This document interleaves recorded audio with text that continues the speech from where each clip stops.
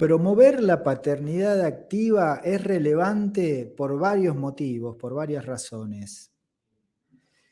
No solamente impacta positivamente en la calidad de vida de nuestro propio grupo familiar y de esta persona a la que estamos dedicando tiempo y emocionalidad para su crianza y su cuidado, sino que además hay evidencia científica que sostiene que entre los impactos positivos al desarrollar una experiencia de paternidad activa, los impactos positivos son un mayor desarrollo cognitivo, eh, un mejor rendimiento académico, una mejor salud mental, una sensación de bienestar físico, espiritual, poder también desarrollar habilidades sociales y también experimentar la empatía y además tener mayor apertura para aquellas ideas que tienen que ver con la equidad de género.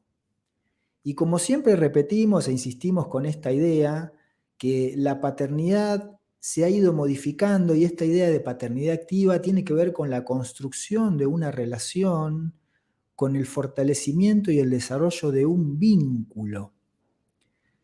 Y para hablar de estas experiencias de crianza positiva, de paternidad activa, hoy tenemos con nosotros a un invitado que es Luis Calderón Retana, que Luis es de Costa Rica y es psicólogo, comunicador, docente y está hoy con nosotros para compartir este espacio. Hola Luis, ¿cómo estás? Hola, Bien. hola, Sebastián. ¿Cómo- En- Encantado y agradecido con vos por tomarme una vez más en cuenta. Ya habíamos estado por ahí conversando sobre otro tema y debo decir que este particularmente es un tema que me apasiona mucho en mi calidad de papá sobre todo. Qué bueno, Luis, qué bueno. ¿Querés agregar algo más a la presentación que hice, que a lo mejor tal vez me olvidé de algo? No, no, básicamente es eso. Creo que, bueno, no sé si te entendí, pero el espacio no es un espacio académico, así lo veo. Entonces, no es el espacio para hablar de títulos y cargos y ese tipo de cosas, y más bien eh, para que conversemos sobre mi experiencia como psicólogo, como papá, como padrastro en algún momento, y creo que Bien. la presentación es suficiente. Eso me interesa mucho, porque cuando hablamos de paternidad activa hacemos hincapié en que va más allá también del vínculo, del lazo sanguíneo, de la cuestión de la biología, ¿no? Porque si es justamente la construcción de una relación, la construcción de un vínculo, podemos prescindir de si hay consanguinidad o no. Y en este sentido, me parece que está, digamos, siempre arrancamos con la primera pregunta, que puede ser la más fácil o más difícil, ¿no? ¿Qué significa para vos ser papá?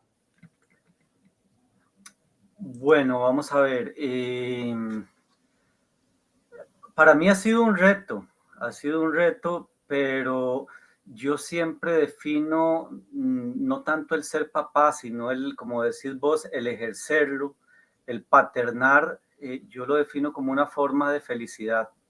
Para mí ha sido fuente de muchas satisfacciones, de vencer retos, de crecer personalmente, de divertirme, de compartir alegría, de ver los ojos, ver el mundo más bien a través de los ojos de mis hijos, de mi hija. Y eso me llena a mí de mucho gozo. Cierto que han habido momentos difíciles, pero básicamente es gozo. Entonces, ser papá es eso, o por lo menos paternar, ¿verdad? Porque ser papá es muy fácil, pasivamente. ¿Y vos considerás que esta experiencia te modificó como persona? ¿En qué aspecto? Totalmente, Sebastián, yo te contaba que yo antes de ser papá fui padrastro, Y cuando yo conocí a la que ahora es mi ex esposa, ella ya tenía sus hijos y fue una experiencia maravillosa. De hecho, yo me acerqué a ella a través de ellos, porque eh, mi primer contacto fue con ellos. Yo he trabajado casi toda mi vida en el sector de educación y yo conocí a los que ahora son mis hijos en una escuela donde trabajé. Y a través de ellos, pues tuve contacto con la que fuera mi esposa. Por ahí, pues pasa lo que pasa, nos enamoramos, etcétera. Pero una de las experiencias más bonitas fue escuchar a aquel niño de 11 años, aquel niño de 5 años y aquella niña, porque yo fui muy atrevido, eran tres criaturas, aquella niña de 2 años, llamarme papá en algún momento, que por una decisión propia pasaran de decirme Luis a decirme papá, fue una experiencia que todavía me eriza la piel, ¿verdad? Y obviamente fue cargarme de una gran responsabilidad, no solo en el sentido, digamos, económico, de convivencia, sino incluso de modelaje, ¿verdad? Ya yo no podía ser la misma persona porque tenía 6 ojitos viéndome, viendo lo que yo hacía y dejaba de hacer, y entonces eso implica también una gran responsabilidad. Y Mm. claro, entonces a partir de ahí el cambio, ¿verdad? Y a partir de ese cambio, de esas responsabilidades, ¿cuáles son los mayores esfuerzos que crees haber hecho para llevar adelante esa experiencia de paternidad? Sí, bueno, yo pienso que el mayor reto y el mayor esfuerzo fue primero pasar de convivir, o más bien de vivir solo, porque yo en aquel entonces vivía solo en una zona alejada de mi lugar de nacimiento, de mi lugar de residencia de toda la vida. Yo soy de San José, de la capital, y en ese entonces trabajaba en la costa atlántica, en Limón. Vivía solo, bueno, compartía una casa con un maestro, un docente que venía también de un lugar alejado, y pasar entonces de un momento a otro a convivir con 4 personas más, eh, y todo lo que eso implica, ¿verdad? Yo siempre comparo esto de la convivencia con los puercoespines cuando les toca hibernar o invernar, que necesitan estar cerca para darse calor, pero no pueden estar muy cerca porque se punzan con sus espinas, ¿verdad? Mm, mm. Y eso fue, yo podría describir esos primeros años de convivencia como un acercamiento, alejamiento, ¿verdad? Hasta llegar a un punto donde eh, pudiéramos disfrutarnos sin herirnos, ¿verdad? Porque obviamente eh, hay, eh, ¿qué te digo? Hay estilos de crianza, hay una historia de vida, hábitos, etcétera, que no siempre son afines, digamos, entre unas y otras personas. Y ese creo que fue el mayor reto en ese sentido, en el sentido de la convivencia. No sé si me explico. Sí, excelente. Y en base a esto que estás contando, tu experiencia de paternidad, ¿es como te gustaría que fuera?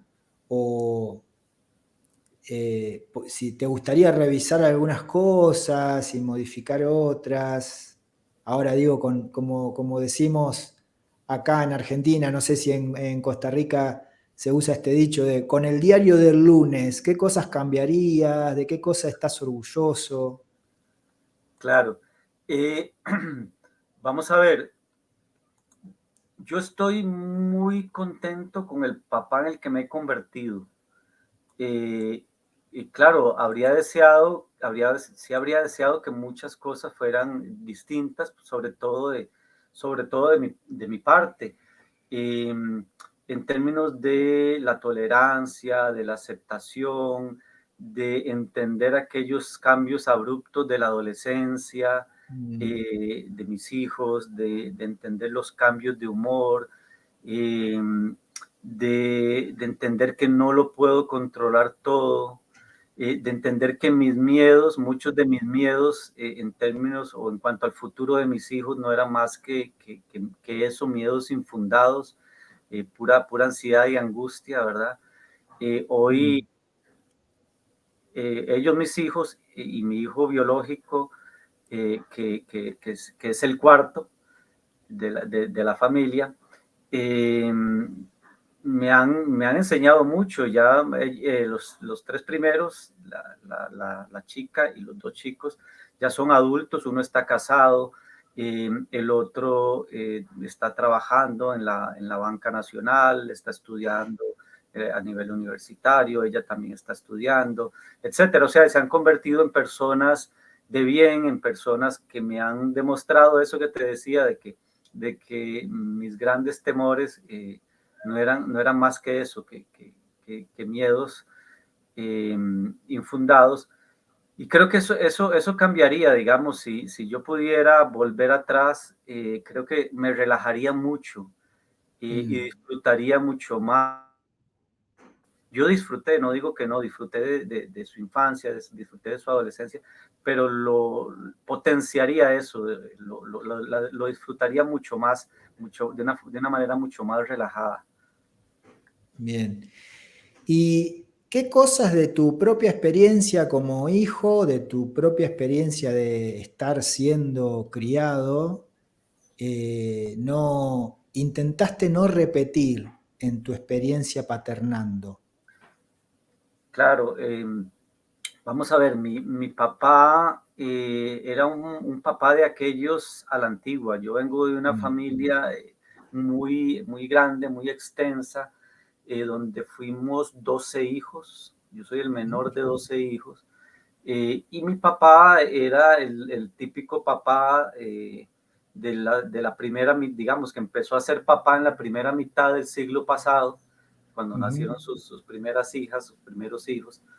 Y era un papá proveedor, un papá, eh, digamos, lejano afectivamente, en el sentido de que sus muestras sí, de cariño y de afecto no eran como lo que vemos y vivimos hoy en día. Eh, y era eso, como el típico patriarca, ¿verdad? En una familia mm, grande. Yo no lo tengo a él como referente en el sentido de que yo he aprendido más a ser papá a través de mirar las figuras maternas que han habido a mi alrededor. Entonces, yo soy más papá como fue mi mamá, o como fueron mamá mis tías o mis hermanas mayores. Entonces, es lo que he tratado, como de tomar el modelo materno como referente para convertirme yo en papá desde ese lugar, entendiendo ahora y habiendo aprendido de la experiencia que lo único que los papás no podemos hacer es eh, gestar, parir y amamantar. mm. Para todo lo demás estamos absolutamente habilitados y lo podemos hacer con un poquito de esfuerzo y reconociendo que eso nos va a dar además muchas alegrías, como te decía al principio. Qué bueno eso que decís porque comprender esto de que lo único que no podemos hacer es parir, amamantar, nos abre la puerta para hackear los roles de género y comprometernos, involucrarnos y estar ahí presentes, ¿no? Llevar adelante una experiencia de corresponsabilidad en la crianza y en las tareas de cuidados, que es fundamental aparte para esta persona que está bajo nuestro cuidado, ¿no? Y quería preguntarte, ya en el tramo final de la entrevista, ¿cómo es tu relación con los berrinches? No sé cómo se dice en Costa Rica, Sí, berrinches. ¿verdad? Berrinches. Sí, Bueno, vamos a ver, yo no tuve que lidiar con berrinches en mis dos hijos mayores, porque como te decía, el mayor, cuando yo lo conocí, tenía 11 años ya había superado esa etapa. El segundo tenía 5 años, también ya estaba bastante maduro con respecto, porque yo asocio los berrinches a esa etapa entre los 2 y 4 años más o menos, ¿verdad? Ujú. Un año y medio, no sé. Y la chiquita Sharon fue la que en algún momento nos hizo berrinches. Sobre todo ella hacía berrinches cuando íbamos al supermercado, porque quería que le compráramos una cosa y otra cosa y otra cosa, ¿verdad? Y entonces lloraba, etcétera. Yo lo que resolví, porque en ese momento a mí me tomó por sorpresa, a pesar de ser psicólogo, no tenía en mi lista de habilidades y competencias Claro. la, la experiencia y el conocimiento de cómo lidiar con esto. Entonces, cuando empezó a suceder eso, yo recuerdo que yo le decía al mayor, vaya, llévese a Sharon, y yo le daba la llave y le decía, llévesela para el carro, ¿verdad? Y entonces a ella no le gustaba que hiciéramos eso. Entonces, ella tendía a calmarse por ahí. Pero por dicha, digamos que no tuve no fue algo, una etapa de la vida que fuera demasiado conflictiva. Eso sucedió quizá 2, 3 veces y cesaron los berrinches. Si hoy me hubiera tocado hoy, al día de hoy, lidiar con esto, ya conozco desde la teoría cómo hacerlo, ¿verdad?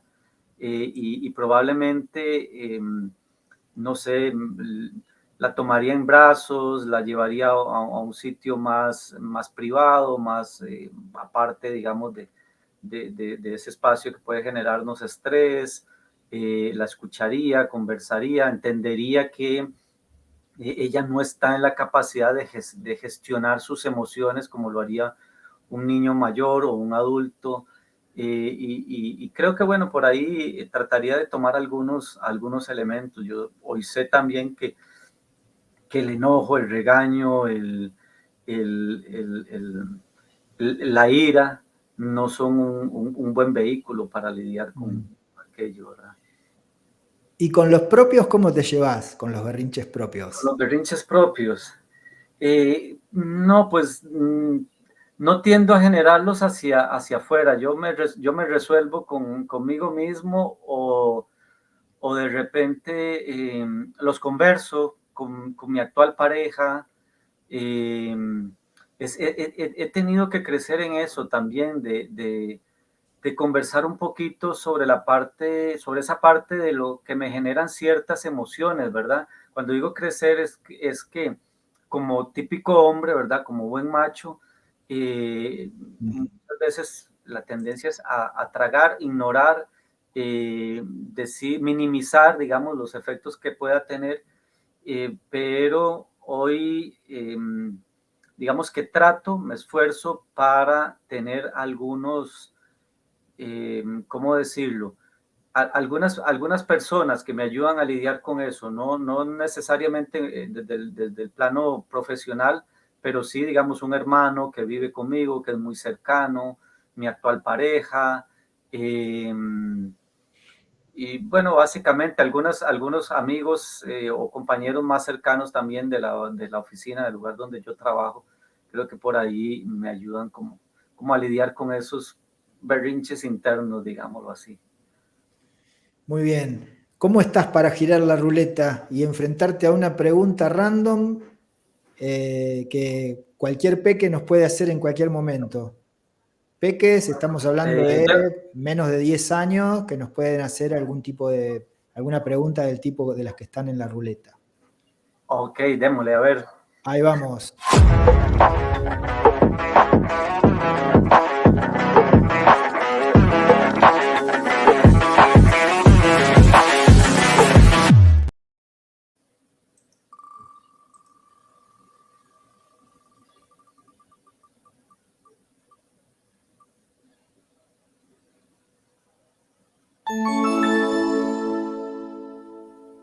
¿Cómo se forman las olas de mar? ¿Cómo se Del mar, forman, las perdón? olas del mar. ¿Cómo se forman las olas del mar? Híjole, esta pregunta tiene que ver con la luna, con las mareas, ¿no es cierto? Yo no soy muy ducho en estos temas científicos, pero quizá le diría que hay una relación magnética entre la Tierra y la Luna, ¿verdad? Algún tipo de magnetismo porque son eh, eh, ¿cómo se llama? Tienen la Luna y la Tierra un mismo origen, están ligadas entre sí, y entonces la atracción que ejerce la Luna sobre la Tierra pone al mar en movimiento, eso genera las mareas y creo también que eso es lo que genera las olas del mar. No sé si estoy bien. Sí, no, yo la verdad que no sé cómo lo explicaría y la idea de esta ruleta es justamente poder hacer el ejercicio y compartirlo de qué manera improvisamos respuestas que quizá no conocemos, sino que intuimos, ¿no? Ajá. Y cómo nos permitimos abrirnos para dar una explicación. Dicho sea de ¿Cómo lo paso, piensas? quizá mi hijo me corregiría y me diría, no papi, así no es. Posiblemente, Quizá, sí, porque ellos están posiblemente. muy afanados en estos temas científicos. Y muchas veces hacen preguntas para corroborar si sabemos o no sabemos de eso, ¿no? Cierto, Que lo tienen cierto. bien claro. Mi hijo menor Bueno, creo que está más en la etapa de hacer preguntas sobre sexualidad, porque él tiene 12 años, ajá. entonces por ahí estamos. Y para eso es que tengo que estar preparado, todavía más delicado. Luis, ¿qué le dirías a alguien que está a punto de ser papá, mamá por primera vez? Uy, le diría que lo disfrute, que lo disfrute, que lo viva plenamente desde el primer momento. Si ya hay un embarazo y es un papá o es una mamá, que le hablen, que le lean, que le canten, que disfruten todo, que todo, absolutamente todo lo que tiene que ver con ese hijo o esa hija que viene es disfrutable hasta el cambiar pañales. Te llegas a acostumbrar y hasta disfrutar el olor. Así que un consejo muy sencillo, disfrútelo al máximo porque además el tiempo pasa rápido. Pasa muy rápido. Luis, te agradezco un montón. Me encantó compartir este espacio de conversación contigo y bueno, ya nos cruzaremos en algún momento en otra oportunidad. Yo muy agradecido con vos, Sebastián, un espacio muy bonito. Me encantó que me escucharas y poder hablar de esta parte de mi vida que, como te decía, me apasiona y de la que me enorgullezco, además de, o aparte de que cometí muchos errores y como te decía, hay cosas que cambiaría. Sí me enorgullezco porque hoy la relación que tengo con mis hijos ya y mi hija ya adultos es maravillosa y quiere decir que no lo hice tan mal. Muchísimas gracias. Gracias.